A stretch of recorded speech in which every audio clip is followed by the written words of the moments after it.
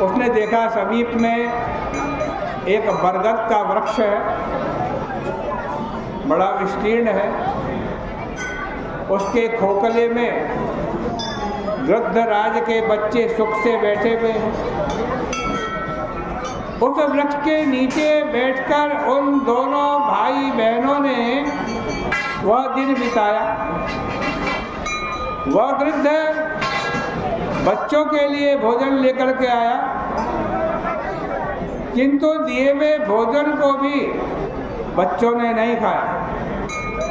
प्रेम से विह्वल होकर गीध ने अपने बच्चों से पूछा, हे पुत्रों, तुम लोग भूखे हो किंतु भोजन क्यों नहीं कर रहे? मैं तुम्हारे लिए बड़ा सुंदर भोजन लाया हूँ। बच्चों ने कहा कि इस वृक्ष के नीचे दो मनुष्य बैठे हैं, जब तक वो भोजन नहीं करेंगे तब तक हम भी भोजन नहीं करेंगे। यह सुनकर के उसे गीध की बुद्धि में भी दया आई और वह उन दोनों भाई बहनों के पास गया और आकर कहने लगा, आप लोगों की इच्छा मैंने जान ली है, आप इस भोजन को करिए। मैं प्रातःकाल ही तुम्हें इस समुद्र से पार उतार दूंगा। रात्रि व्यतीत होने पर सूर्य के उदय के समय वेगवान गृद्धराज ने उन दोनों को समुद्र से पार उतार दिया। वे सिंगल द्वीप में आकर सोमा के समीप में बैठ गए। अब उन्होंने एक नियम बांध लिया भाई बहनों ने, और प्रतिदिन अंधेरे में रात्रि के समय सोमा के घर की झाड़ू बुहारी कर देते थे। 1 साल तक वो ये काम करते रहे। एक दिन सोमा ने अपने बेटों की बहुओं को बुलाया और पूछा, मेरे घर में झाड़ू बुहारी कौन करता? सारी बहुएं कहने लगी, हमारा काम है, हमारा काम है, हमारा काम है। लेकिन सोमा को विश्वास नहीं हुआ। एक दिन वो रात को चुपचाप छिप करके बैठ गए। उसने देखा है कि ब्राह्मणी कन्या उसके घर के आंगन को झाड़ रही है। उसी समय उसका दुखी भाई आया, वो आंगन को लीपने लगा। सोमा ने उन दोनों से पूछा, मुझे बतलाइए तुम दोनों कौन हो? उन दोनों ने कहा कि हम दोनों ब्राह्मण के लड़के लड़की हैं। सोमा कहने लगी, हाय मैं जल गई, हाय मैं मर गई, मेरा नाश हो गया। मेरा घर झाड़ने वाले ब्राह्मण और ब्राह्मणी, मैं इस पाप से किस गति को प्राप्त होंगी? हे ब्राह्मण, मैं तो पाप जाति धोबिन हूं। तुम ब्राह्मण होकर मेरे विरुद्ध कर्म क्यों करना चाहते हो? शिव स्वामी ने कहा, हे देवी, ये गुणवती नाम की मेरी बहन है, बड़ी सुंदरी है। सप्तपदी के बीच में इसको वैधव्य प्राप्त होगा, किंतु तुम्हारी केवल विद्यमानता से इसका वैधव्य नष्ट हो जाएगा।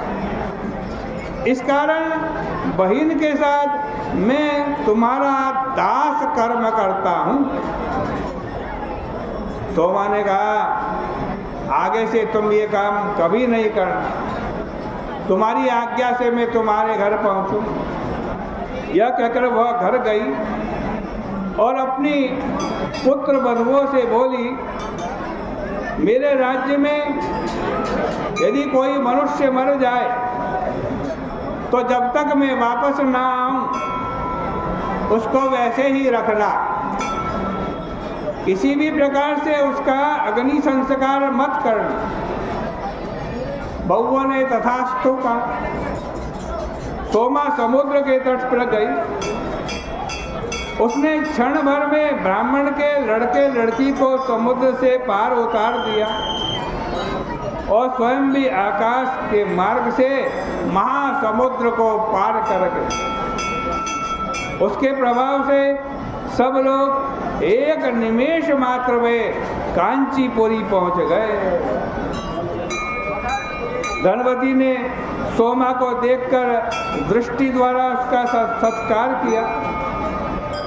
इसी बीच शिव स्वामी देशांतर से अपनी बहन के सदृश वर ढूंढ लाने के लिए गया और उज्जैन नगरी गया। वहां से देव शर्मा के पुत्र रुद्र शर्मा को ले आया, जो बहन के गुणों के अनुरूप था।